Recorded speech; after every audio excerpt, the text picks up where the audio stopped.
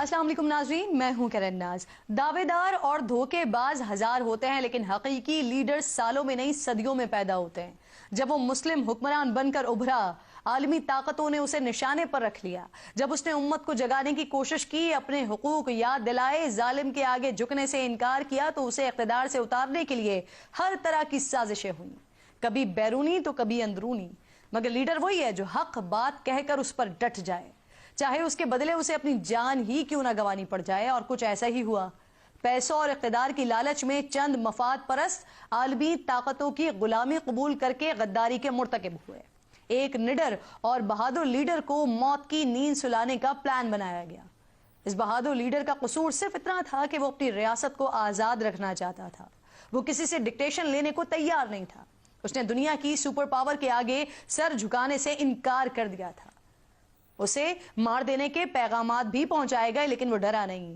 یہاں تک کہ پلان بنانے والے ایگزیکیوٹ بھی کر چکے لیکن وہ جھکا نہیں۔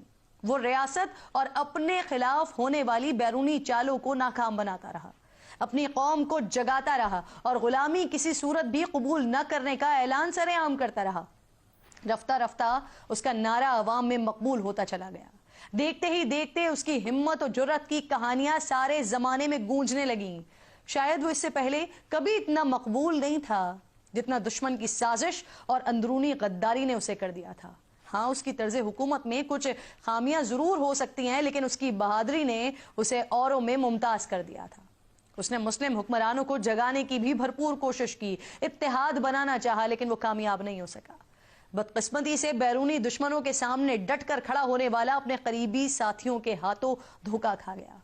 اس کے ساتھ بھی وہی ہوا جو اکثر حق پر چلنے والوں کے ساتھ ہوا کرتا ہے۔ دنیا اس بہادر کو نواز شریف کے نام سے یاد کرتی ہے جس نے گیدڑ کی 100 سالہ زندگی پر شیر کی ایک دن کی زندگی کو ترجیح دی۔ آج اس عظیم بہادر لیڈر کا